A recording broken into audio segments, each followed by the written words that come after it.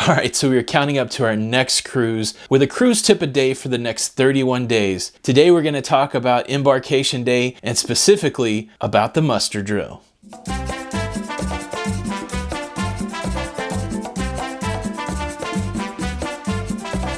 Hey, what's up everybody? Tony with Lido, Loca. Welcome to the YouTube channel. If you're brand new here, you've dropped in right in the beginning really of a series. Consider subscribing, track along with this series, and you're gonna get some really great cruise tip information. I did get a comment on our first packing video that said it was too short, you only gave us one tip. Well, that's the magic of what we're doing here. It's kind of interactive. There's over 100 comments on that video, and almost every comment has a great packing tip. It's like you get one tip from me and hundreds of tips from everybody else. It's really a great resource. Plus, there's a little incentive to add a comment because we're giving away a prize pack at the end of this series. I'll talk more about that at the end, so stay tuned. But let's get on to talking about this embarkation day muster drill tip. So I saw a question in the Lido Loca cruising community, our community on Facebook. Everybody welcome to join, that said, should you go to the muster drill early, right on time, or should you go late, and what are the implications of that? Well, that's not the easiest question to answer. I'm going to give you some tips to help you decide at what point you should go to the muster drill. So the first thing you want to do on embarkation day is you actually want to scope out where your muster drill is. I know the urge to go get food and drink is big, but one thing that's going to help you out is if you go see exactly where the muster drill is. Sometimes the muster drill is in a theater. I've had muster in the casino. Sometimes it's out on a deck in the heat. There's a lot of different places that cruise ships use for the muster drill, and whether or not you go early,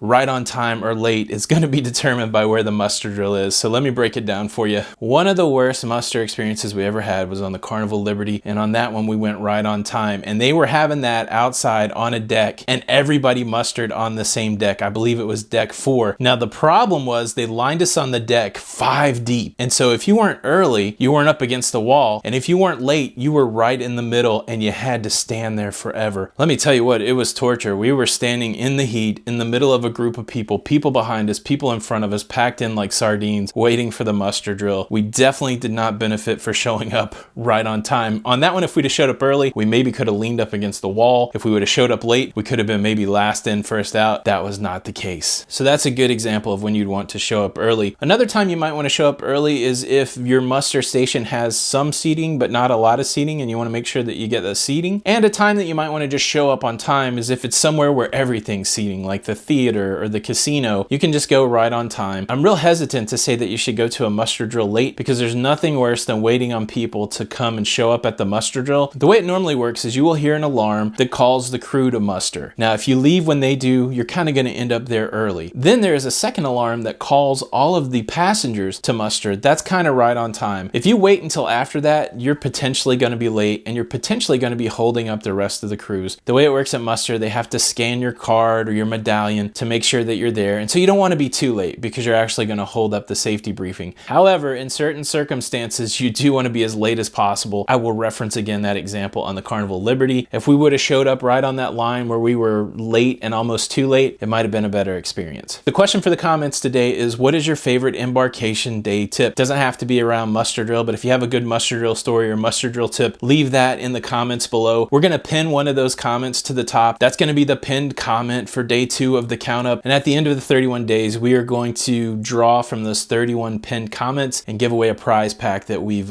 kind of curated on our cruise on the Carnival Breeze coming up in April. Thanks for stopping by. Hope the tips were helpful. This is Tony from Lido Loca. Don't forget to like and subscribe, and until the next time, we'll see you on the Lido. Bye.